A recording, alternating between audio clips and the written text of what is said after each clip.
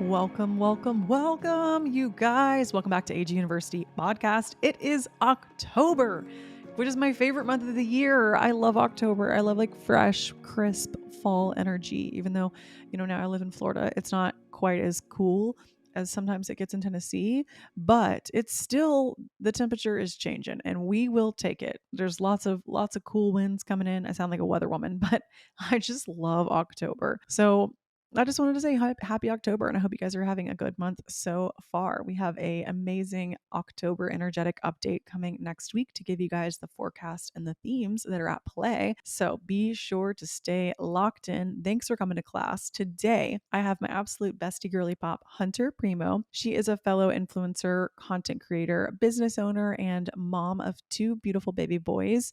And Hunter and I got connected very quickly upon arrival of me moving to Nashville. And we've always joked that like anytime it was a holiday where I wouldn't go home, so like sometimes Easter or things would just work out, I couldn't make it all the way home to my family, Hunter's family always became my Nashville family is what we called them. So like if I needed a family event or a family gathering or a family meal, Hunter's family always took me in. So she is so special to me. She's such a special friend. She always is truly rooting for me, looking out for me. She's always giving me ideas and business ideas and just supporting me. So I just am so happy that we can have her on the show. And Hunter is naturally such an intuitive creature. Like she doesn't even have to try. She's just like, oh, yeah, like I am just in tune. She's very much in her just like, I don't know, I like to call it like high priestess energy. It's just very much of like a knowing but like a humble public figure vibe. Like she's just so grounded, so salt of the earth, but like everything she says, I like trust her. I'm like, yes, yeah, that makes total sense. Absolutely, Hunter. I will follow you there. So we talk a lot about intuitive parenting and intuitive eating and just like every journey of us connecting deeper with our intuition. Saturn returns. Hunter's secret party trick is revealed. Like there's just so many fun topics of conversations that I really feel like will give you guys permission to be the most authentic version of you, which is what I'm always here to cultivate and create. So without further ado, I present to you guys Hunter Premo. Welcome to the show. Let's go. Welcome back, you guys, to AG University Podcast. I am so excited today. I have one of my very best friends, Hunter Premo. She is here in the flesh. Look at her golden glory. No. Welcoming her to the show. She is such a special person. I'm so excited to have you. We've been talking about this for so long. I I'm know. so honored to be here. I know. I was like binging all of your episodes this week, and Thank you. there's so many, experts on here. And so I feel like kind of what I can bring to this is I would deem myself like a low-key intuitive. Yes. Like I've always just kind of followed my intuition without really knowing much about the why behind what I'm doing. So I feel like it's a little different perspective. No, and I love that because I say that to everyone. I'm like, you guys, Hunter is naturally the most intuitive human that I know. And she'll always be like, yeah, well, I just felt like that was the right direction. And I'm like, oh my gosh. But you know what? Here's the thing. You don't really have to know the why. As long as you're listening and like in tune, that's what we're here to do. And I'm so inspired when people have these, spiritual routines and like morning routines. And I could definitely benefit from a little more of that. But I think what I can share is that it doesn't always have to be like structured. Like there are a lot of ways that you can tune in a very natural and easy way throughout your day. And especially I have two little boys, a 3-year-old and a 7-month-old. Sweet. So I don't have a whole lot of time for... Yes. Well, and that's actually, it's perfect because I have so many people write me in and they're like, hey, I have, I'm a new mom, or I have kids, or I'm looking to start a family, or I'm interested in like, how would that look? And I'm like, that's a great question. I'm going to bring my friend Hunter on and we're going to talk about this. Yeah. Because, I don't know. I'm super fortunate. Zane is 12. So but you do a great job with that. Thank you. Thank you. But it is, he's like so his own person. Yeah. And so, besides like cooking dinner and meals and getting him to school and practice, that's, it doesn't require as much energy or time from me as having two little bitties who need. From the moment, I mean, they wake me up and then I go to sleep with them. Yep. Remy sleeps with us, Radner's in the crib. So it's very hands-on. And like, I know that this is a phase of life that we will look back on and want more of. So I'm just trying to soak that all up, but it doesn't always leave a lot of time for meditation in the morning and all the things that I'd like to be doing. So just kind of tuning in to that as a mom has been really helpful to me, and like thinking about my inner child and like what would little Hunter do, and looking at my sons and seeing me. It's just a really cool full circle Well, thing. yeah. And it's like, even though maybe you don't necessarily have all the time to do like the work, and but it's like, I feel like becoming a parent, you're just naturally forced into doing the work in every second, because you're like, ooh, there was like this little version of me who needed this, and like, how can I give that to myself also in this moment? Yeah, it's hard. You know? So I guess let's take us through a little bit of like, how have you sort of restructured your flow just to being like, I'm just going to do what feels good to me? Or like, what does that look like to you? Just like every single day, kind of keeping it. I feel like I kind of have to go back to, like, we've talked a lot about this, but like when I was little, I was just like really in tune to a lot of things. I've always been an old soul. Like, people would stop my mom in the mall and say things like, your daughter's an intuitive, or we've talked about this too, but I have like a lot of spiritual encounters that I remember as a child. And I kind of like got away from that in my early 20s, and then becoming a mom has, I don't know how to explain it. I think there is a lot of noise for new moms, and I don't think it's normal, the amount of information that we know when it comes to social media, TikTok. There's so many opinions on like what you should be doing, what you shouldn't be doing, and it's hard to like know what is your own desire as a mom. And so I think that realization has helped me just overall, especially like now having Radner. I can recognize the things that I didn't necessarily love about being a first-time mom with Remy, and take that information and just tune into myself. Yes. You're like, I'm going to clear out all the noise. So what does clearing out the noise look like for you? Like getting off social media, not asking for other people's, just like going within, or like, what was that process? Going within, and there's just a lot, realizing that I don't have to stick to the norms when it comes to sleep. Like, my husband and I both love co-sleeping with Remy. And you just don't hear a lot about that until I found Hey Sleepy Baby. We were just talking about her, and an account called Co-Sleepy. And it just sometimes takes seeing other moms making those decisions for themselves and for their family, that you're like, okay, I have the power to make these choices. And even if it's not what I'm seeing on my social media feed, it's what people have done for ages. Like, people lived in one-bedroom homes and still do. And I think it's just important to look within, and also look outside of your immediate circle as a mom, and look around the world and see what's normal, and something in another culture might feel normal to you that feels taboo here. And that's not just with sleep, it's really with anything. Yeah. Oh, I actually love that. You know, the other day, wait, I don't know if I already told you this. I told someone on the retreat this week, but in the Akashic Records, they always show that the culture or, you know, group of people who had it the most correct, this is according to the Akashic Records, is Native American culture, because they were really just like so connected to like family and earth, and like as soon as their village and like a community, and like supporting each other, and you know, sweat lodges and all of these things, like rituals, dancing around a fire, and like they were just like so in tune and connected, and like really just they were showing that in a contrast of how disconnected we've gotten as a society, and how maybe that makes us a little bit disconnected from our own kind of family unit, because we think that, oh, you know, this is the way it needs to look, versus allowing it to just like flow and be loving and like, you know, be surrounded. So I like how you said, allow yourself to look to other cultures too, because it's like, you never know, just because what we're doing here or in our immediate family doesn't always mean it's the right answer. Yes. We're allowed to look outside. And something that really comes to mind is breastfeeding. Like, no one in my family really breastfed. Mine either. No. Yeah. And it's just something, like, I had an unplanned C-section, and like birth was really wild and crazy, and breastfeeding was so redeeming for me. And I feel like you don't hear that narrative a lot for whatever reason. And I totally understand that it has its own challenges, but it also can be like a really beautiful thing. And I breastfed Remy until he was over 2 years old, and plan to do the same as long as Radner wants to. And I think if I didn't look within, at a year, I probably, and even like our pediatrician kind of recommended stopping at a year. I'm like, well, why? There's so many health benefits. And if you, again, look around the world, it's totally normal to do extended breastfeeding. So those are just sleep and breastfeeding, I feel like, are two of the ones that I've had to get really clear on with myself and with my husband and our family, and figure out what feels right for us. And when new moms reach out to me, I feel like that is the best advice I can give. It's like, sit with yourself, sit with your family, sit with your husband, and figure out what is important to you and what you want to remember when you look back on this phase of life.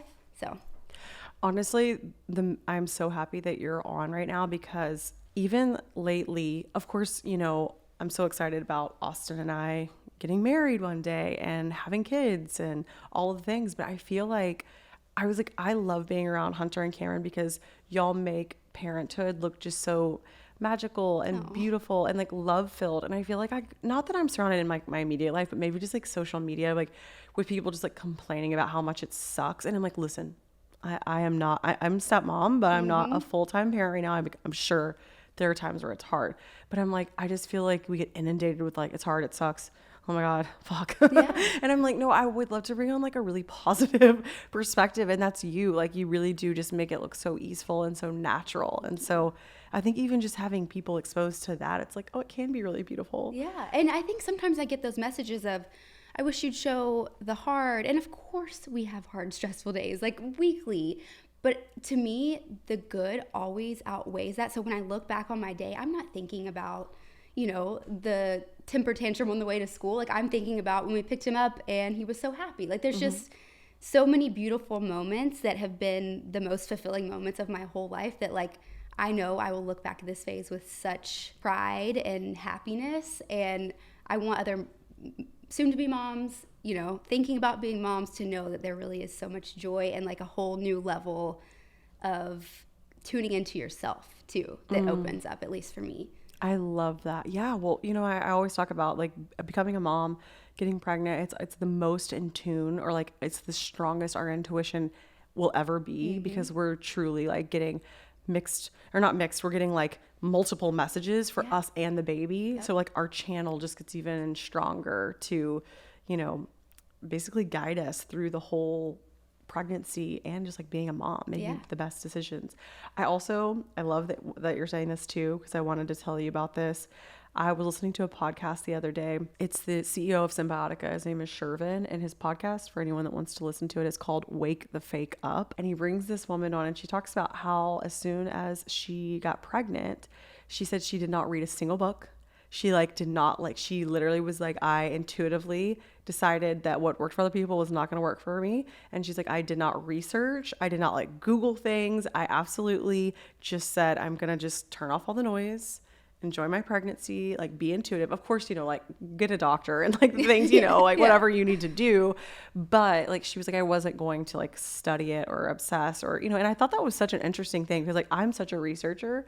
I would love to research things, but then I would trip and fall into a hole of something that I would become worried about, you know? Yeah. And what works for me may not work for you. That's what we have a neighborhood of a bunch of young families, and I love hearing the different perspectives, because some of my neighbors are like, I could never sleep with my kids, and they wouldn't sleep well and I wouldn't sleep well. And I think it's a really beautiful thing that everyone can just look within and figure all that out.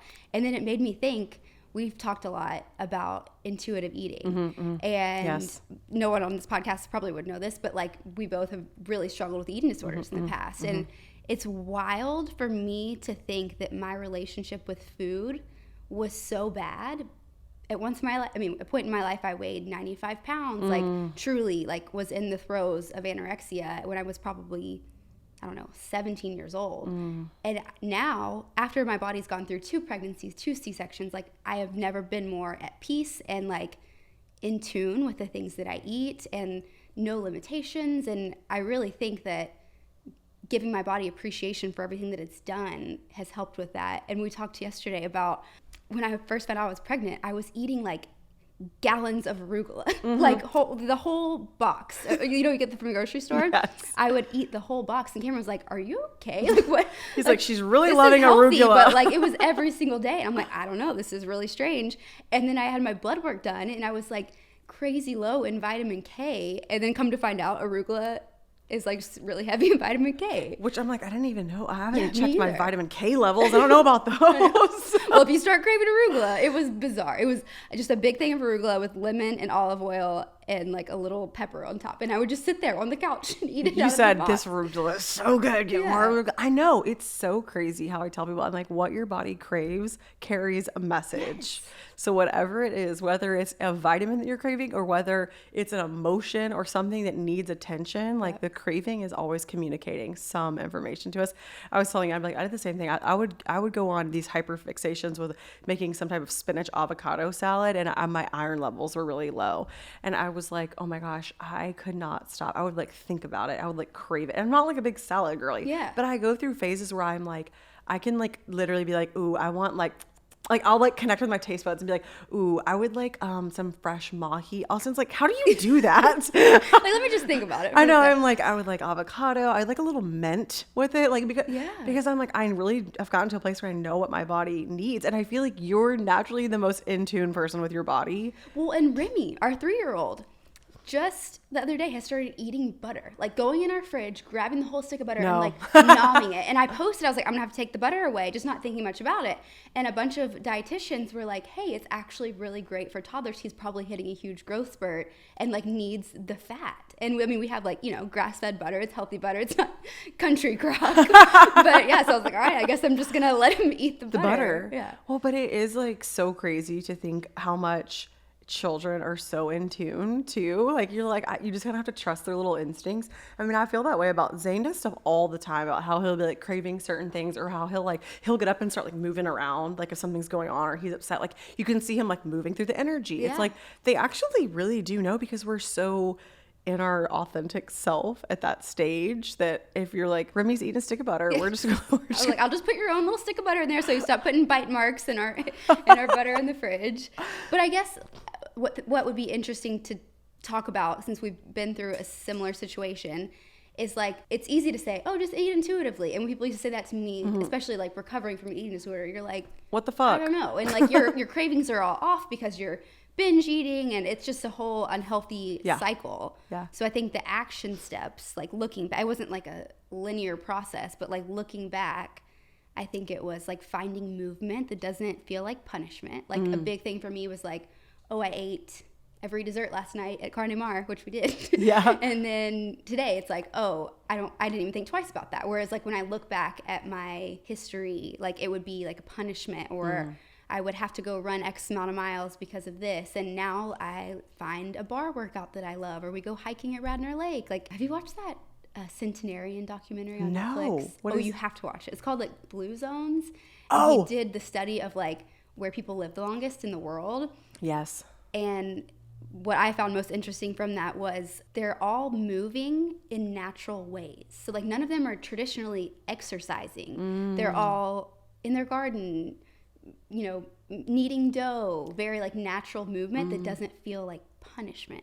So that was interesting to me. I love that so much. That's anytime I feel like whenever I was struggling with my relationship with moving, and I would ask the Akashic Records about it, they would be like, just move gently throughout the day. And I'm like, what a vague response. Like, I'm like, I would like something like, okay, go to F45 on Monday. You know what I mean? So when they tell you that, what does that look like to you? Is like, it like photo, like with the Akashic Records? Like, does it look like a photograph, or is it like people? So sometimes it's very visual, but for information like that, if I'm like asking a specific question, I actually write it out. Okay. So I'll journal it out, and then I'm actually clairaudient, so I can hear the answer come through me. So when it's more of like a conversation, because it'd be kind of a lot of visuals if I'm having a long, because the answers are very long. So it's easier for me to process information. Like I'll go into the Akashic Records, I'll have a visual that I'm there, I'm in my safe place, and then I'll start asking questions, and then I can hear it come through. Yeah. They're like, just move gently throughout the day. And I'm like, okay. Yeah. Well. I was asking because my numbers thing, like I see it visually. Yeah. So wait, tell me seeing angel numbers? How I know how many letters are in a word. Wait, I didn't know this about you. You didn't know this? No. This was like my party. Anna Grace and I have known each other for a really long time. I was like, wait, what number like thing? 25 when we met? Yeah. 24, 25? Yeah, 24, 25. You were at my 25th birthday. Yeah. So I know, like, so if you tell me a phrase, it's like, give me a phrase or like a couple words or a word. You can do them like fast. Okay, Austin Silvoy. 12. Like, do them fast. Like, Producer Courtney. 16. AG University. 10. Anna Grace Newell, 15. What? It's weird. How that is? But it's like it's not numbers. I see it like blocks of things. It's weird. But that is. So I was painting a cheerleading sign when I was in 7th grade, I think, and someone was like, "How many letters are in the word Go Cougars?" Because we needed to know the center. Yes. I was like 9, and so they're like, "Oh, you already figured it out," and I was like, I just knew. And it's like if it's something if I see it frequently, like when I was at Ole Miss, like University of Mississippi, I knew it was 21, like because I see it all the time. Yeah.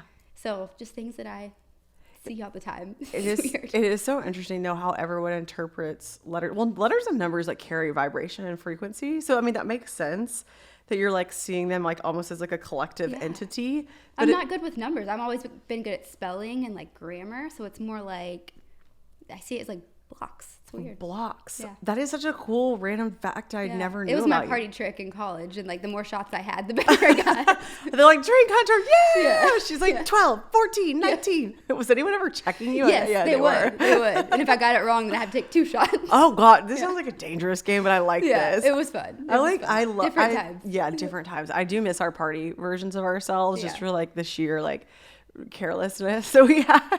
But were you there my 25th birthday when we closed down FGL? Yes. Like they turned the lights on? Yes. I was like, wow. I thought it was like 2 a.m. and it must be 5 a.m. We're like, we've got to go home. And then I would just go back out the next night. Have you ever told the story on the podcast about how you arrived to Bonnaroo with no ticket or? No. Please, you can tell if you would like. We are at Bonnaroo. We got there early, and Anna Grace is meeting us at Bonnaroo. It's a music festival if you've never been. And she rides with our friend Bama, and she gets there and she's like, guys, I don't have my ticket. I don't have my wallet. I don't have money. But she had at least 3 wigs, a full-blown fairy costume, and somehow you got in. I did. I could not believe it. And that just goes to show you guys how much of a I'm just living in another plane. I kind of am too sometimes. I really am. I'm like, and they got to have Austin now because he's the one that checks for those things. Yeah. Oh yeah. I got in the car. I was so worried about my outfits and accessorizing. I forgot my wallet, my ID, and my ticket that I paid for to get into Bonnaroo. And at the time, Fit by Kiki was my roommate.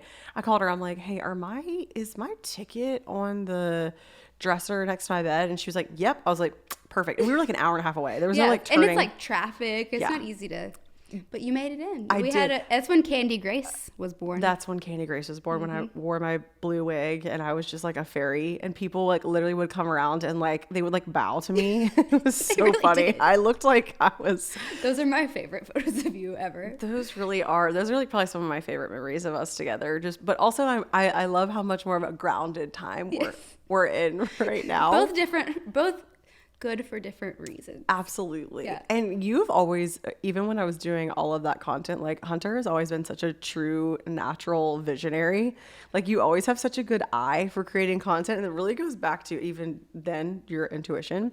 But I wanted to tell them too something like kind of fun we did that anyone could do if you have a group of friends or anyone who's like a business owner or a mom or something.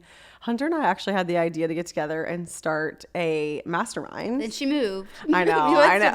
We just need to do it virtually. We should do it virtually, but we would meet like once a month. And I feel like this is such a good idea for anyone that's listening that has like a couple girlfriends. Actually, we invited husbands too. So Cameron came. And we're all kind of in the same industry. We are all in the same industry with Juge and Tiana. I know they've both been on the podcast.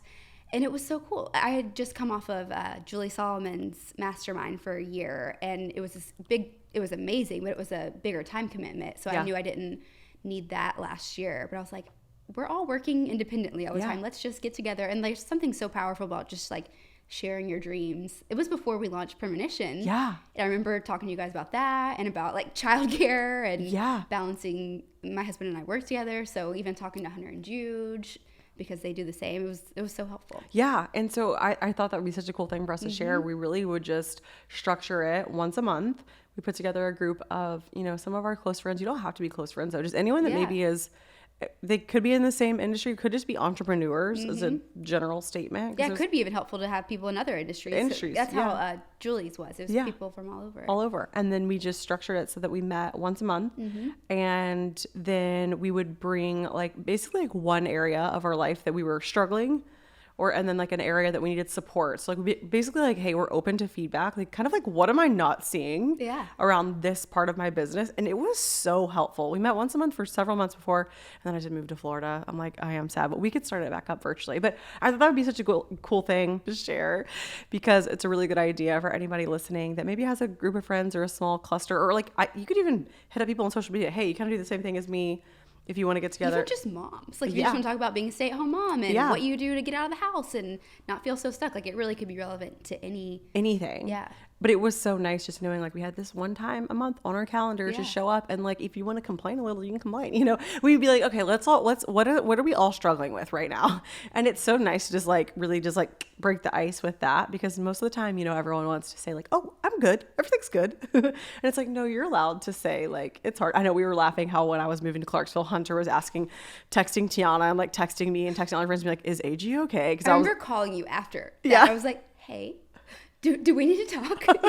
Are you okay? Because I'm at the mastermind, like literally tears in my eyes. I'm like, things are just really hard right now. But like You were talking about doing meditation. Your neighbor was watching you meditate, and you're like, I just want to be by myself and meditate. And now you're at the beach and you can meditate all the time. Yes, now I'm at the beach and I can meditate all the time. Yeah. Yes, but let's talk about, in that time, you were launching Premonition, which I really want you to talk about how you got. I feel like even that is such an intuition-led business, as well as your intuition parenting style, which I love.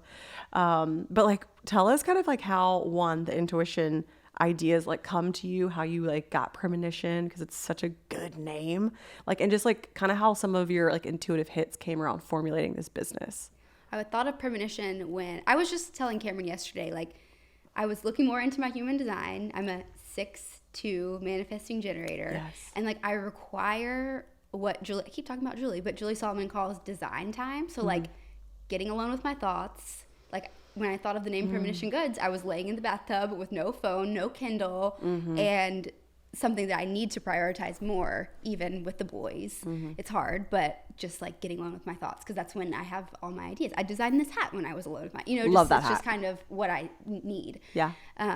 But for Premonition, so it's been like we've talked to you about it for so long, like 3 years in the making. I've always had this vision of creating felt hats that feel really like hand touched and personal, and this like nice quality without a super high price point. Like, I love my vintage sets and hats, but I know that not everyone wants to spend $500 on a hat, so it's a little bit more of an approachable price point with still like a really awesome quality that you'll use for years and years.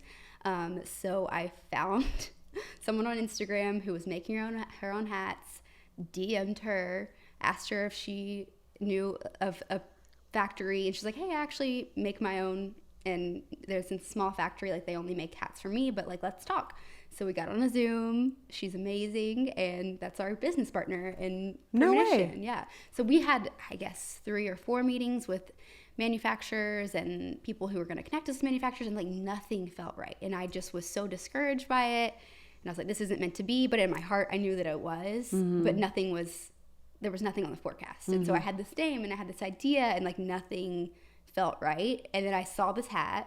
I was like, this is exactly, the style I'm looking for. And I ordered some of her hats, and like the quality was amazing. She's like, okay, these little old men in Portugal make them. And we've Zoomed and just have like the best working relationship. But looking back, I'm like, thank God that worked out. Like, I just kind of do these things in my life. And my mom's always like that too. Like, she's not particularly spiritual or intuitive, but like she's always just done things by the seat of her pants, and it always works out, which is her intuition. Yeah. So I look back at like deciding to go to college at Ole Miss and starting Premonition and really starting my blog. Like, it's all just been kind of these things where I'm like, I don't know what made me do that, but I did it, and it's where I'm meant to be. So it's been really fun and rewarding, and it's given Cameron and I like a new creative outlet. We're launching some really cool beaded dresses next week, and you would love the jacket too. I think you saw it, the like Western. I love a bead embroidered piece. And they're hand embroidered in Australia, and it's just been cool to be like, what's next for this, and it's exciting and like very open ended, which has been fun. So fun. Well, and I think the part too that I want to like kind of dissect from what Hunter just said is she's like, I have had this idea, I had this vision on my heart, and it's clear. And she's like, I've got it. But then there'll be moments still where like anyone who's starting something new is like feeling a lot of resistance, or it's not making sense, or there's not clarity, or it's like not working out. But it's like you stay so in this like vibration of like neutrality. Mm-hmm. Like you're not like in a chokehold with it. Like I need to happen. You're like, no, I trust it's going to happen. Mm-hmm. And that's why you're like, everything works out for me. I don't know, but it does. But it's like,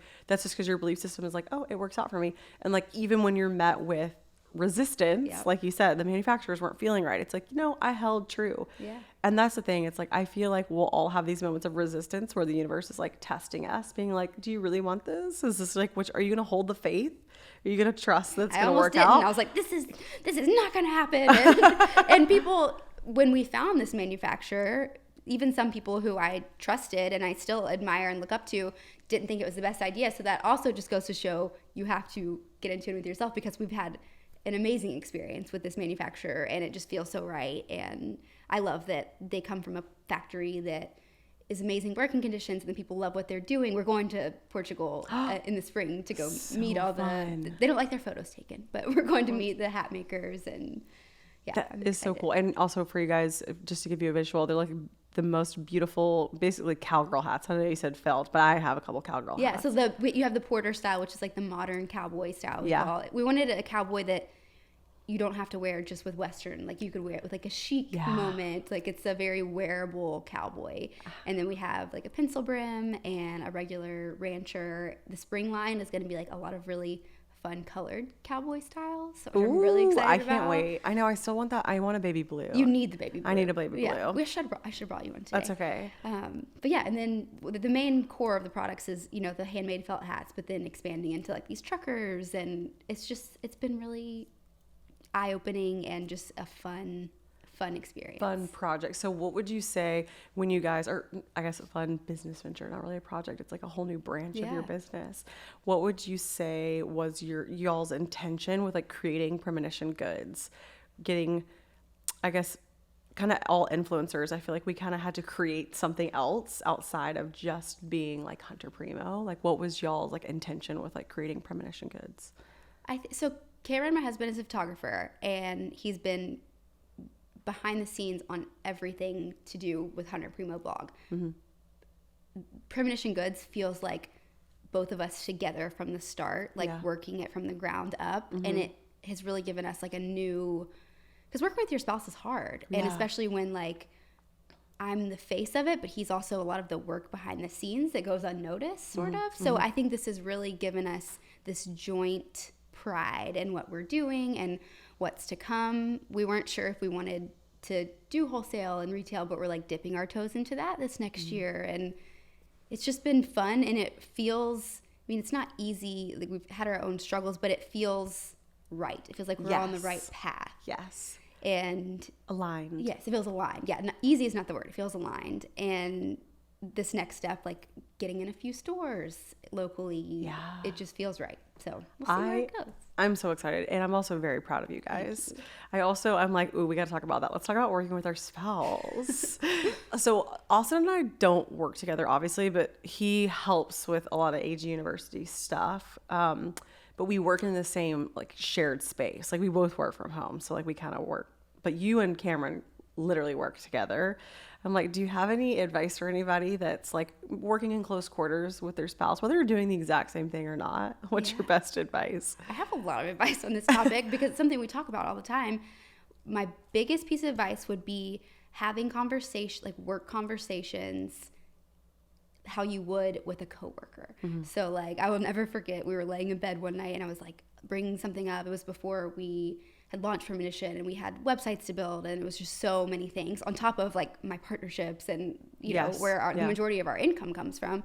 And he was like, I'm setting an alarm and we're having a meeting in the morning. So like we really have these sit down meetings, even though we're sitting in the same house, and we like go to the meeting together with our coffee, but just like it really helps separate work from home life. Yes. And another thing is not tricking yourself into thinking you're productive with like housework. We both work from home together, so I'll be doing laundry and Cameron's like, no, this is Premonition time right now, and he'll be doing dishes, and I'm like, no, we got to reel this back in. Yeah. And then talking to your spouse how you would a coworker and not your spouse, which is hard sometimes. I'm I definitely don't. I'm not always great at it, but yeah, we are the best when we do that. Yes. Well, and also just for anyone listening who doesn't know Hunter, how long have you and Cameron been together? We started dating when I was 14. So every time I can't get over it. Yeah, we broke up in college, which was the best thing we ever did, and ended up actually. I would go on dates and dated a few guys, and I'd be like, I'm not gonna marry him. Like, it was always Cameron. Yeah. And my family would be like, can Cameron come to Christmas? And I'm like, we're broken up. We're not together. But it was all. And so if anyone listening has a long-term relationship, sometimes space really is like the best thing you could ever do, because I was in school at Ole Miss, and it was more just for like personal space. Well, yeah, and you're like just staying like in growing college. up. Yeah, growing up. So it all worked out. And so now, how old are you? I am don't mind sharing? 29. Yes. I had to think about that for a second. 29. I'll be 30 in December. Yes. So that's like basically over 15 years. You guys in some capacity have had a relationship. Half of my life. Half of your life. Literally, truly half, which we're going to talk about. Hunter said she's approaching her Saturn return, and I want to go there. But I do think that you have a lot of knowledge and wisdom in the relationship department, also having 2 beautiful baby boys. So if you have any advice for anyone who's, even me, I'm only in year 3. I got a long ways to go. Like, what's some advice that you wish someone had told you before having kids, or even after kids? Just something you're like, oh, I wish I'd known that. I think I'm most proud of our communication, and it has not always been this way, but really, like, and when you've been together for so long, for us, like, marriage like started over an entirely new leaf and chapter, and like I feel like that. Austin's like, nothing's going to change when we get married. I'm like, I feel like it will, though, in a good way. Yeah. Like, when you're dating, there's always, like, the threat of breaking up. You know what I mean? Yeah. Like, it's just, I think when we got married, when we got married, there's just, like, this shift in, like, the little things don't matter as much anymore, because you're like, we're in this. Like, this is it forever. Yeah. And in the best way, like, in a really positive way. So I think that makes me a lot more open to sharing things, because I don't hold things in now, and Cameron doesn't either. Like, we're both in a really great place with our communication, like even little things. If something's bothering you, we just, and maybe that's because we work together, and so we have to get those things out. But I think it's really helped our personal marriage and relationship as well too. And I love Dr. Becky did you listen to her? No, but tell us about her. It's like honestly, I'm not a big podcast girly. Totally. But I love her podcast. It's like the only one I like listen to, every single one. And then I binge yours every once in a while too. You're so sweet. But she's wonderful. And she talks a lot about how it's not, your kids don't need like perfect parents. They don't need to see this perfect relationship. They need to see the fight, the argument, and then how you the healthy resolution. So however you make up, the apologizing, like that is so much more important than having like this family that never argues or that never has disagreements. I love her podcast. I feel like it'd be really helpful with Zane too. Like, yeah, she's wonderful. So Dr. Becky. Okay. Yeah, she has a book called Good Inside. I just gave it to Shelby yesterday too. I have like extra copies because I just love her. And she frames things in a way that is so clear as parents. She helps me get into Remy's headspace, but through an example. Like we were talking about back to school. Remy's had a really hard time separating, and like this was his first time ever going anywhere besides my mother-in-law's house. So her back to school prep was like, okay, imagine you and Grace are walking to your favorite coffee shop, and you get there and the espresso machine's out, and you have this like emotional reaction. So imagine that same scenario if I called you on the way and said, hey, the espresso machine's out. You're still going to be sad when you get there, but you're prepared. So like we really try to prepare Remy for like, here's what your day will look like. Here's the photo of your classroom. Like just that like one analogy helped me be like, okay, even if he cries and he's upset, like he's emotionally prepared for it. Yeah. And that's just like one little snippet. She has so much great information. So, I actually really like that, because I talk a lot about my next door neighbor too. Also she has a stepson as well. We have like a very almost identical family dynamic. It's like kind of crazy how that happened. But she was talking about how her stepson loves to know like exactly what's going to happen. And Zane is the same way. And sometimes I'll get kind of frustrated with Austin. I'm like, Austin, tell him everything. Like tell him what time we're going to pick him up. Like give details. Men aren't detail people. So I'm like very detail oriented. So I will tell exactly what's happening. And Austin's kind of like, well, I don't really understand. I'm like, no, because it's like, it creates an emotional security there. They just like to know what's going on, even if, he's 3. Yeah, like, and we know where we're going, like when we're going to dinner. So I've tried to be conscious about like, hey, we're going to meet so-and-so at this place. And then after that, it just helps, like, instead of just blindly getting in the car. And some kids, probably don't mind that. But it's really, a lot of her parenting strategies have really helped me be a better parent. Really cool. You're already an amazing parent. The fact that you're listening to podcasts on how to be a good parent makes you an amazing parent. I'll send them to my mom too, and like grandparents, because it's cool, because they're like, and my mom really appreciates it because there wasn't that much information about emotional connection when there weren't podcasts readily available in the 90s, so they enjoy reading about it. And I appreciate that both of our parents are receptive to like our strategies. And yes, absolutely. Oh, Kylie and I were having a whole conversation about this yesterday, about being compassionate towards our moms at this age, because I feel like there was a couple of years where I was so like, I don't know, kind of victim-y, like, oh, my mom did this and blah, blah, blah, blah, blah, whatever. And like now I'm like, she did the absolute best she could. And I have an amazing mom, just for anyone listening. Like, she's great. Any daughter with a mom will understand this conversation. Yes. It's just moms and daughters. Totally. Yeah. It's just a difficult dynamic. There's a lot of stuff being mirrored and a lot of wounds that they haven't worked through. And then they're kind of projecting them onto us. And then we're throwing them back at them. And it's like, just this like big reverberation of a big emotions that are just looking for somewhere to go. And the willingness to even like acknowledge that is so powerful. Like my mom and I don't know if it has to do with the Saturn Return. Yeah. But let's talk about the Saturn Return. Turning 30 this year, and like I think in my early 20s, like, and even high school, like moms and daughters, it's just kind of hard. Yeah. And I have an amazing relationship with my mom, always have, but now that I am a mom, I appreciate her so much more, and the sacrifices she made. Like, she was 19 when she got pregnant with me and 20 when she had me. And the fact, I mean, if I had Remy at 19, like, I wouldn't be listening to Dr. Becky podcast. It's just a different mentality. And I just have a different respect for her and like the hustle that she had to go through. Absolutely. And I think that's where we've landed now.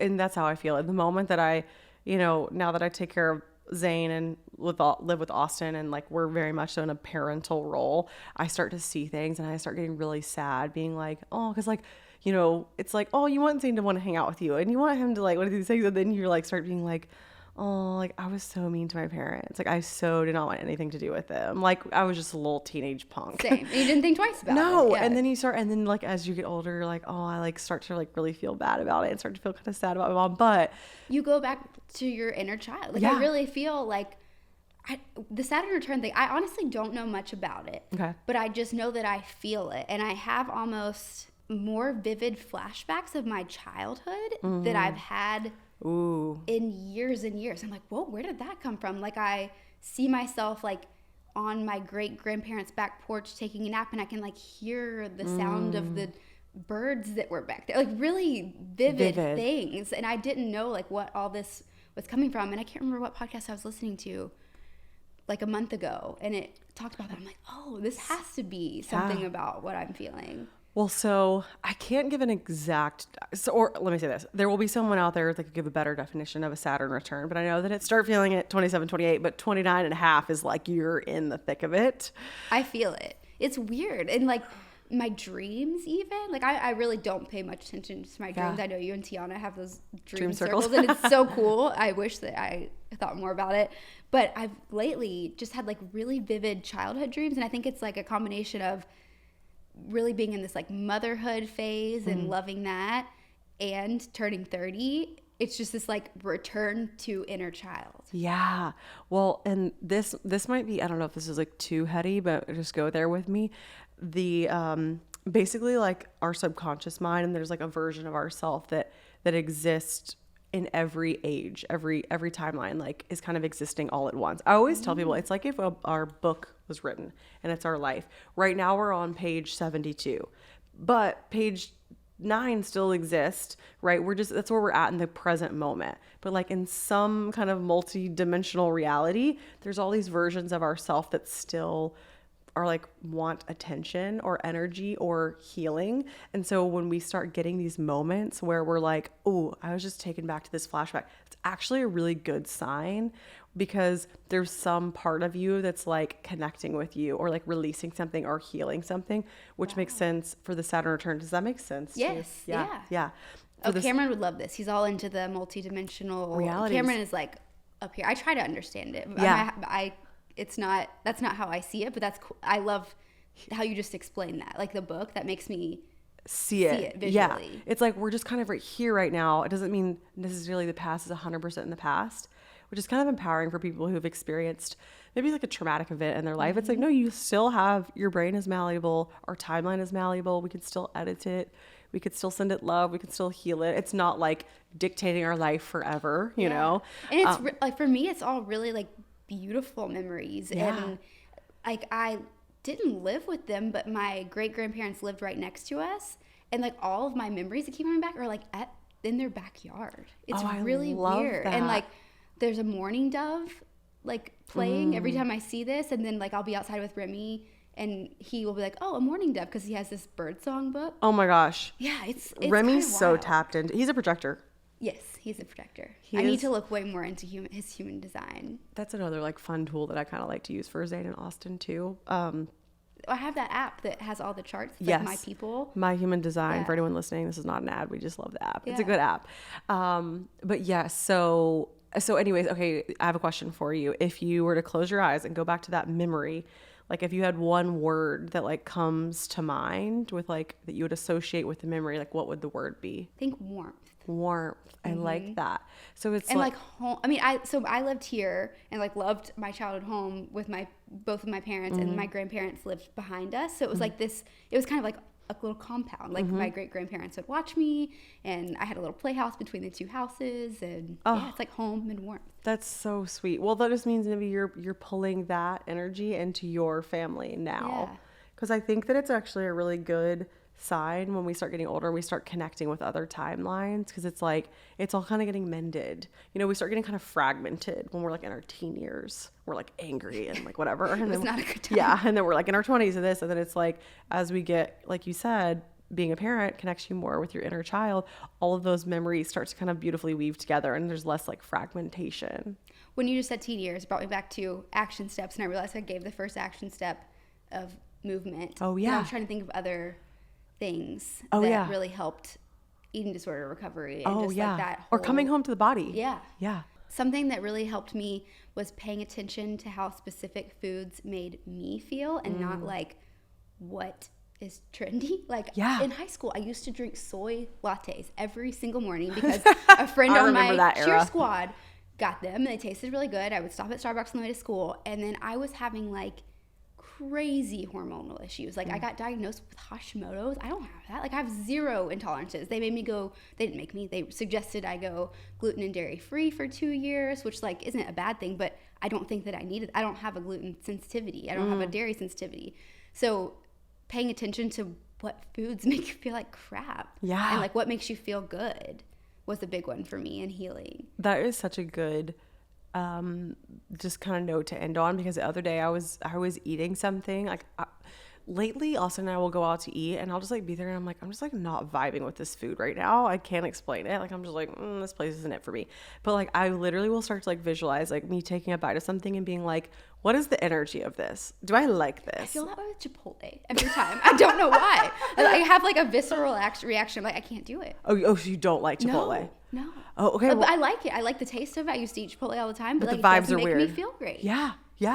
And that probably sounds crazy if you like aren't really in tune with what you eat, but it like little things and like the snacks that you crave. I saw you said you eat those chia snacks all the time. Like those make me feel so good. Me too. Those chia squeeze packs. Oh my God, they're so it's and like I'm not sensitive to dairy, so like I love like a good full fat cow's milk, but like it doesn't make me feel bad. Whereas on the other hand, Cameron can't have dairy, so you have to figure out like what feels good to you personally. Yeah, no, I think that's so good to even just you're like plant-based, you're like ugh. No, I actually do love cheese. I do. I've really gotten pretty good about being 80-20, but it is like sometimes meat sounds really good to me. And then sometimes, I mean, I physically, my throat closes up. Like you couldn't even force it down my throat. Cause Austin's always like, babe, your iron is so low. I'm like, listen, shut up.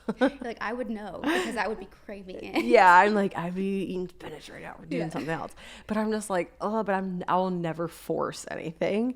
But I think that's good for people too, that like even think like, oh, I should be eating this. It's like, don't just delete that from your brain. You don't have to. If it doesn't sound good, your body knows. And I don't crave like only healthy foods. Like don't get me wrong, there's nights where I'm like, I want pad thai and curry. Like frequently. It's not like we're just always cooking at home. Like I think intuitive eating also is like allowing yourself to like take off good and bad labels and honor your cravings.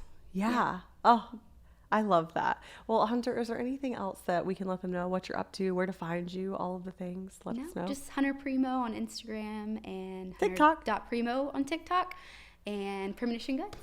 Premonition Goods for sure. Also, if you guys are watching us, we're always live on YouTube, and Hunter has her really cute Nashville. Now that's country. We're live on YouTube? I didn't know that. Yeah. Oh, perfect. Yeah, I'm like, give us a little model. Yeah. Look how cute she is. Oh, thanks. It's got the little Premonition Goods on the back. Yeah. Oh, and the details of everything they make is just like so intentional and thoughtful, and they do everything out of their home with so much love. So thank you. I'm just honored that I've been here from the very beginning at our little mastermind group, and I have seen all the ideas formulate into a new reality for you guys. We've been through so many phases together. We've been through a lot of phases, and I can't wait for our next phases. Best one yet. Yeah, may it be the best one yet. I can't wait for your 30th, and thank you so much for being a part of AG University. I love you. Thank you for having me. I love you. Mwah. As always, I just wanted to say thank you so much for tuning in. If you feel so called or if it feels aligned, I would love for you to leave me a review here. I always love reading your beautiful thoughts and messages. And also you can find me at Anna Grace Newell on Instagram, TikTok, and YouTube. And I will link all of my courses, AG University course curriculum in the show notes, along with if you're interested in booking an Akashic Records reading with me. My scheduling link goes out in my newsletter. It goes out once a month and it's completely free. I would love to have you there. As always, I'm a proud professor and you get an A+ for making it all the way through the end. Love you.